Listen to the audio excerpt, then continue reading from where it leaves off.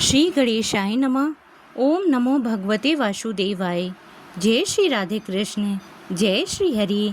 आप सभी श्रद्धालु भक्तों का अनंत भक्ति सागर ऑफिशियल परिवार में हार्दिक स्वागत है। आज हम श्रीमद् भागवत महापुराण के तृतीय स्कंद के 6वें अध्याय का पावन श्रवण करेंगे। इस अध्याय में भगवान की दिव्य सृष्टि लीला का अत्यंत ही गुण और आध्यात्मिक वर्णन मिलता है। इसमें बताया गया है कि भगवान की प्रेरणा से विराट पुरुष के विभिन्न अंगों से देवताओं, इंद्रियों, प्राणों तथा समस्त प्राणियों की उत्पत्ति कैसे हुई और संपूर्ण सृष्टि भगवान की ही दिव्य शक्ति से संचालित होती है। तो आइए पूर्ण श्रद्धा, भक्ति और एकाग्रचित होकर श्रीमद् भागवत महापुराण के इस अमृतमय अध्याय का श्रवण करें और भगवान श्री हरि की असीम कृपा के पात्र बने। मैत्रेय ऋषि ने कहा, सर्वशक्तिमान भगवान ने जब देखा कि आपस में संगठित न होने के कारण ये मेरी महतत्व आदि शक्तियाँ विश्व रचना के कार्य में असमर्थ हो रही हैं, तब वे काल शक्ति को स्वीकार करके एक साथ ही महतत्व, अहंकार, पंचभूत, पंच तन्मात्रा और मन सहित 11 इंद्रियां इन 23 तत्वों के समुदाय में प्रविष्ट हो गए। उनमें प्रविष्ट होकर उन्होंने जीवों के सोए हुए अदृष्ट को जागृत किया और परस्पर विलग हुए उस तत्व समूह को अपनी क्रिया शक्ति के द्वारा आपस में मिला दिया। इस प्रकार जब भगवान ने अदृष्ट को कार्योन्मुख किया, तब उस 23 तत्वों के समूह ने भगवान की प्रेरणा से अपने अंशों द्वारा आदिपुरुष विराट को उत्पन्न किया। अर्थात जब भगवान ने अंश रूप से अपने उस शरीर में प्रवेश किया, तब वह विश्व रचना करने वाला महतत्व आदि का समुदाय एक दूसरे से मिलकर परिणाम को प्राप्त हुआ। यह तत्वों का परिणाम ही विराट पुरुष है, जिसमें चराचर जगत विद्यमान है। जल के भीतर जो अंडरूप आश्रय स्थान था, उसमें वह हिरण्यमय विराट पुरुष संपूर्ण जीवों को साथ लेकर 1000 दिव्य वर्षों तक रहा। वह विश्व रचना करने वाले तत्वों का गर्भ था तथा ज्ञान, क्रिया और आत्मशक्ति से संपन्न था। इन शक्तियों से उसने स्वयं अपने क्रमशः 1, 10 और 3 विभाग किए। यह विराट पुरुष ही प्रथम जीव होने के कारण समस्त जीवों का आत्मा, जीव रूप होने के कारण परमात्मा का अंश और प्रथम अभिव्यक्त होने के कारण भगवान का आदि अवतार है। यह संपूर्ण भूत समुदाय इसी में प्रकाशित होता है। यह अध्यात्म, अधिभूत और अधिदैव रूप से 3 प्रकार का, प्राण रूप से 10 प्रकार का और हृदय रूप से 1 प्रकार का है। फिर विश्व की रचना करने वाले महत्व आदि के अधिपति श्री भगवान ने उनकी प्रार्थना को स्मरण कर उनकी वृत्तियों को जगाने के लिए अपने चेतन रूप तेज से उस विराट पुरुष को प्रकाशित किया। उसके जागृत होते ही देवताओं के लिए कितने स्थान प्रकट हुए, यह मैं बतलाता हूँ, सुनो। विराट पुरुष के पहले मुख प्रकट हुआ, उसमें लोकपाल अग्नि अपने अंश वागेंद्र के समेत प्रविष्ट हो गया, जिससे वह जीव बोलता है। फिर विराट पुरुष के तालु उत्पन्न हुआ, उसमें लोकपाल वरुण अपने अंश रसनेन्द्र के सहित स्थित हुआ, जिससे जीव रस ग्रहण करता है। इसके पश्चात उस विराट पुरुष के नथुन प्रकट हुए, उनमें दोनों अश्विनी कुमार अपने अंश घाणेन्द्र के सहित प्रविष्ट हुए, जिससे जीव गंध ग्रहण करता है।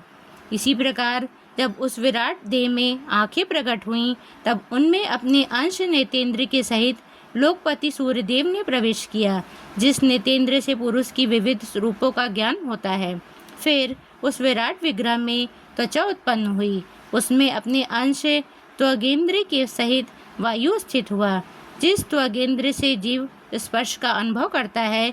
जब इसके कड़ी छिद्र प्रकट हुए, तब उनमें अपने अंश श्रवणेन्द्र के सहित दिशाओं ने प्रवेश किया, जिस श्रवणेन्द्र ने जीव को शब्द का ज्ञान होता है। फिर विराट शरीर में चर्म उत्पन्न हुआ, उसमें अपने अंश रोमों के सहित औषधियाँ स्थित हुईं, जिन रोमों से जीव खुजली आदि का अनुभव करता है। अब उसके लिंग उत्पन्न हुआ। अपने इस आश्रय में प्रजापति ने अपने अंश वीर्य के सहित प्रवेश किया, जिससे जीव आनंद का अनुभव करता है। फिर विराट पुरुष के गुदा प्रकट हुई, उसमें लोकपाल मित्र ने अपने अंश पायु इंद्रिय के सहित प्रवेश किया। इससे जीव मल त्याग करता है। इसके पश्चात उसके हाथ प्रकट हुए, उनमें अपनी ग्रहण त्याग रूपा शक्ति के सहित देवराज इंद्र ने प्रवेश किया। इस शक्ति से जीव अपनी जीविका प्राप्त करता है। जब इसके चरण उत्पन्न हुए तब उनमें अपनी शक्ति गति के सहित लोकेश्वर विष्णु ने प्रवेश किया। इस गति शक्ति द्वारा जीव अपने गंतव्य स्थान पर पहुंचता है। फिर इसके बुद्धि उत्पन्न हुई। अपने इस स्थान में अपने अंश बुद्धि शक्ति के साथ वाक्पति ब्रह्मा ने प्रवेश किया। इस बुद्धि शक्ति से जीव ज्ञातव्य विषयों को जान सकता है। फिर इसमें हृदय प्रकट हुआ, उसमें अपने अंश मन के सहित चंद्रमा स्थित हुआ। इस मन शक्ति के द्वारा जीव संकल्प विकल्प आदि रूप विकारों को प्राप्त होता है। तत्पश्चात विराट पुरुष में अहंकार उत्पन्न हुआ। इस अपने आश्रय में क्रिया शक्ति सहित अभिमान ने प्रवेश किया। इससे जीव अपने कर्तव्य को स्वीकार करता है।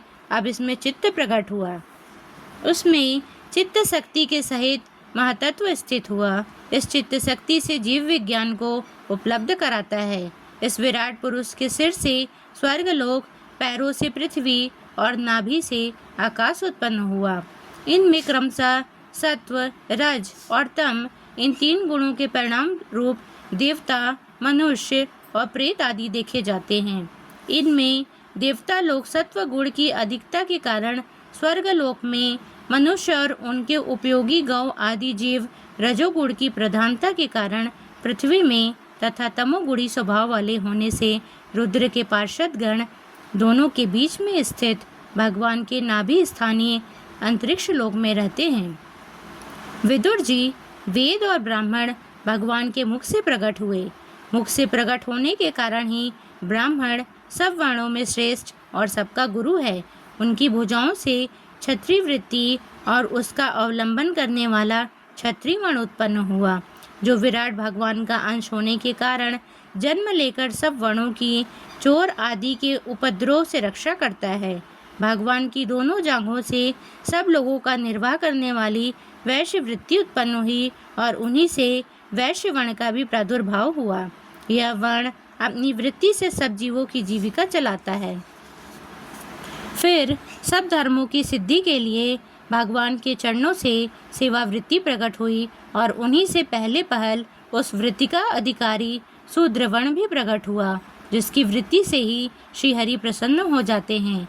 ये चारों वर्ण अपनी अपनी वृत्तियों के सहित जिनसे उत्पन्न हुए, उन अपने गुरु श्रीहरि का अपने अपने धर्मों से चित्त शुद्धि के लिए श्रद्धापूर्वक पूजन करते हैं। विदुर जी, यह विराट पुरुष काल, कर्म और स्वभाव शक्ति से युक्त भगवान की योग माया के प्रभाव को प्रकट करने वाला है।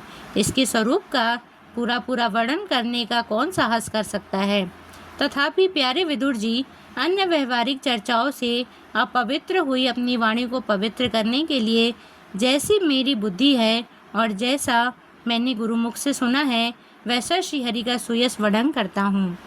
महापुरुषों का मत है कि पुण्य श्लोक शिरोमणि श्रीहरि के गुणों का गान करना ही मनुष्यों की वाणी का तथा विद्वानों के मुख से भागवत कथा अमृत का पान करना ही उनके कानों का सबसे बड़ा लाभ है।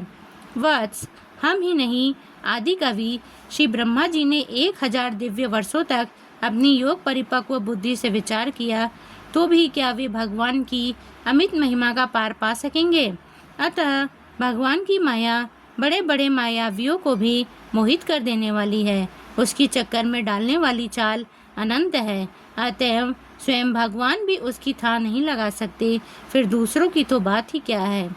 जहाँ न पहुँचकर मन के सहित वाणी भी लौट आती है और जिनका पार पाने में अहंकार के अभिमानी रुद्र तथा अन्य इंद्रियाधिष्ठाता देवता भी समर्थ नहीं है, उन श्री भगवान को हम नमस्कार करते हैं। इति श्रीमद्भागवते महापुराणे परमहंस्यां संहितायां तृतीय स्कंधे षष्ठो अध्याय।